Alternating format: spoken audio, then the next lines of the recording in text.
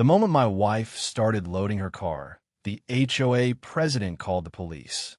I just stood there, watching Janet lift boxes into the trunk while this woman told officers I was running illegal money schemes, domestic disturbance, financial fraud, my wife finally leaving me.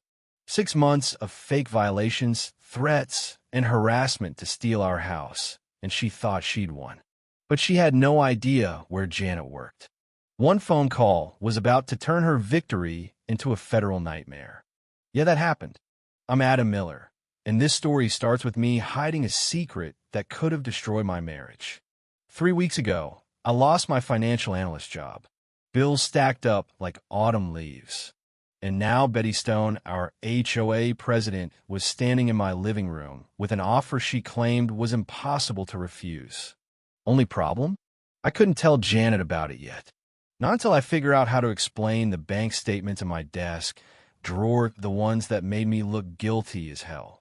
Those deposits, mysterious meetings, the calls I'd been sneaking into the garage, all of it screamed side hustle to anyone looking in. And my poor wife? She'd see it as proof I'd completely lost my mind. The irony wasn't lost on me. I was acting exactly like someone with something to hide, even though the truth was shame, not crime. Try explaining that to a spouse who sees every classic sign of financial deception. Doorbell rang as I shoved another stack of documents into the drawer like a white-collar criminal. Daniel, my brother, was on the porch with that "I got you" look and 2 steaming coffees from the local shop. You know the expression family gives when they think you're about to crash and burn? Yeah, that was Daniel. Adam heard rumors about some financial troubles, he said, stepping inside like he owned the place. Why didn't you call family? That's what we're here for, right? I wanted to tell him everything, but admitting I'd been laid off felt like confessing I'd failed as a responsible adult. Still figuring things out, you know how it is. I mumbled, taking the coffee. He settled into the living room chair, but there was something different, sharper, more probing. He started asking about debt, obligations, mortgage, and every rejection email buzzing across my phone. I tried to shrug it off, but he caught every guilty glance, every nervous twitch, cataloging it like a detective. Maybe we could help each other, he said, but I need the full picture first. How much debt? Monthly obligations? It sounded reasonable, except it wasn't casual. It was methodical. I gave vague answers, too embarrassed to admit the full scope. I'd been selling anything valuable just to keep us afloat. Daniel left after an hour, promising to think about options, leaving me with a mix of gratitude and unease. Something about his visit felt off, but I shrugged it. Family is complicated, right? Exactly an hour later, Betty Stone appeared, professional folder in hand, that calculating HOA smile plastered on her face. Betty made property management feel like a military operation, always poised, always armed with documentation.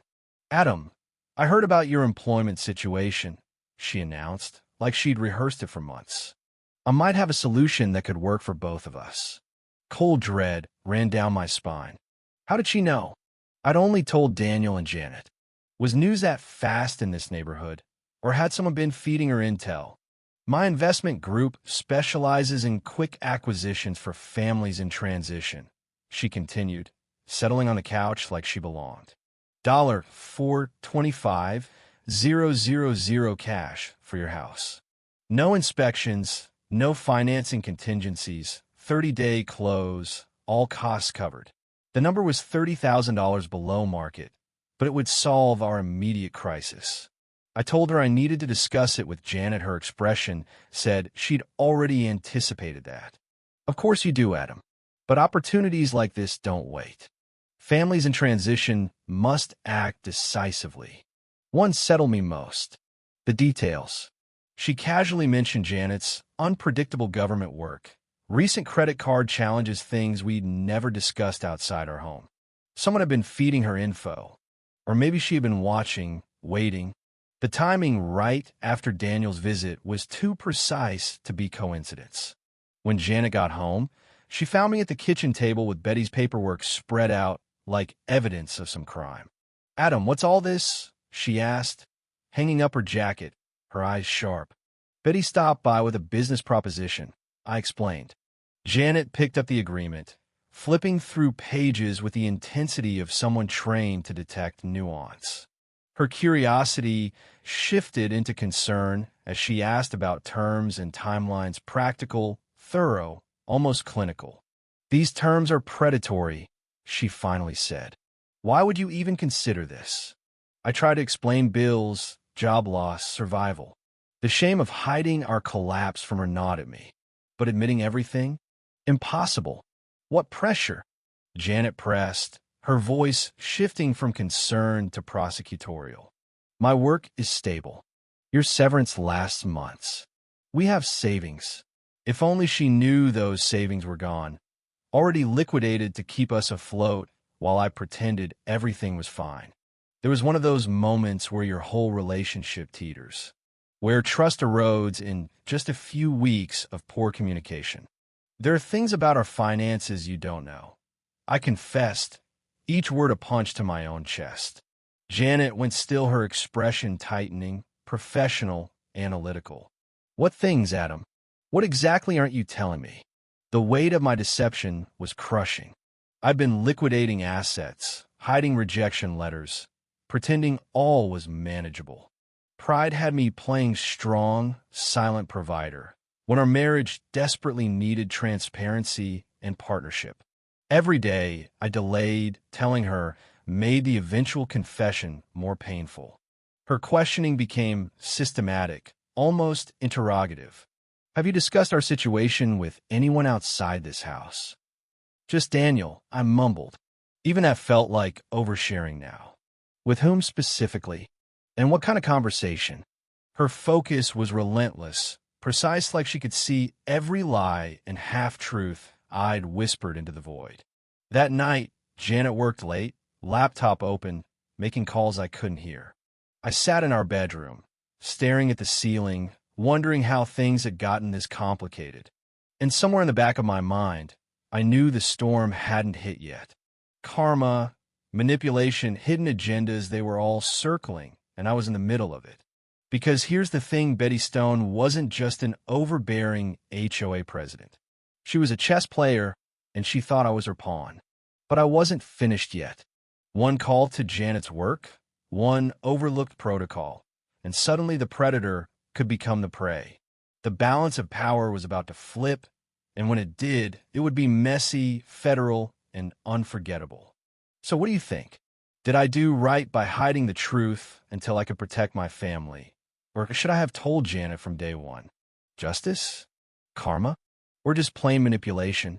Drop your thoughts in the comments, because this is one of those situations that makes you question who's really in charge. And then the night really took a turn. Just as I was sinking into this pit of anxiety, my phone buzzed, an unknown number flashing on the screen. I hesitated. Should I answer? I mean, who calls 11 p.m. to talk about your financial collapse? But something told me to pick up. "Mr. Miller," a calm, professional voice said. "This is Agent Lewis, Federal Investigations. We need to talk about some recent complaints filed against a certain HOA president in your area." My coffee mug nearly slipped out of my hand. Federal agents coming for Betty? Yeah, that happened. I sat down hard, my mind racing. You know that moment when everything you've been stressing about suddenly looks almost laughably small? I've been worried about hiding bank statements, dodging my wife's questions, and now someone else was literally going to handle the person who'd been harassing us for months. Agent Lewis explained that multiple homeowners had filed complaints, false fines, threats, illegal surveillance, and that my situation was one of several cases prompting a full investigation. All I had to do was provide documentation and statements. They'd handle the rest. And just like that, the pressure I'd been carrying alone for half a year started to lift. The next morning, I walked into the kitchen to find Janet already awake, sipping her coffee, eyes scanning my face like she knew something had changed overnight. I hesitated, then told her, "You won't believe this, but there's an investigation now. Federal level." She blinked, setting her mug down slowly. And for the first time in weeks, a real smile cracked through her worry. "Wait, you mean they're finally going after her?" I nodded, feeling a strange mix of vindication and disbelief. Yeah, it turns out Betty's little empire of harassment and fake violations, it's getting the attention it deserves. Janet leaned back, shaking her head, almost laughing. I guess karma really does have a way of catching up. And, that was one of those rare moments when everything actually felt satisfying. Months of stress, sleepless nights, and whispered threats finally meeting the scales of justice. But of course, life never makes it that simple. Betty, as it turns out, didn't go quietly. She tried to spin the narrative emails to neighbors, fake stories about our supposed financial schemes, and even claims that we were exaggerating her behavior. That's when the second twist hit. One of her own board members, someone I never even suspected, turned against her. They provided our emails, our correspondence, and documented proof of every harassing letter. Suddenly, Betty was on the defensive. It was like watching a chess game unfold in real time. Every move she had made to corner us, every lie she had spun to the police or neighbors, was systematically being undone. And all while we stayed quiet, letting the evidence speak. Weeks later, the HOA board convened in a tense meeting. And this time, the mood had completely shifted. Betty's usual confident posture crumbled under scrutiny. She tried to assert authority, tried to charm the room, but no one was buying it. The same neighbors who had once feared her now looked at her like she was a small-time con artist caught red-handed. Janet and I stayed in the back, silent observers, and for the first time in what felt like forever, I wasn't hiding anything. No secrets, no half-truths. Just watching as this woman who had tried to make our lives miserable got dismantled piece by piece. By the end of the meeting, Betty was stripped of her presidency. The board voted to implement new policies preventing anyone from wielding that kind of unchecked power again. And our house? Untouched, safe, and ours. It felt like a personal victory, but more than that, it felt like justice for every family she had threatened. I looked at Janet on the drive home, sunlight bouncing off the dashboard, and she reached over, squeezing my hand. We make a pretty good team, she said, half smiling, half teasing. I laughed, finally letting go of the tension that had built up for months. It turns out honesty and a little patience pay off after all. But here's the kicker, the part that still keeps me up at night sometimes. Just when we thought it was over, a neighbor pulled me aside and whispered, "Watch your back. Betty might be gone, but she's already trying to influence another HOA nearby." That's when a hit of victory feels sweet, but in this kind of world, it's never permanent. Someone else, somewhere else, is always scheming. And that's why I'm telling you this story.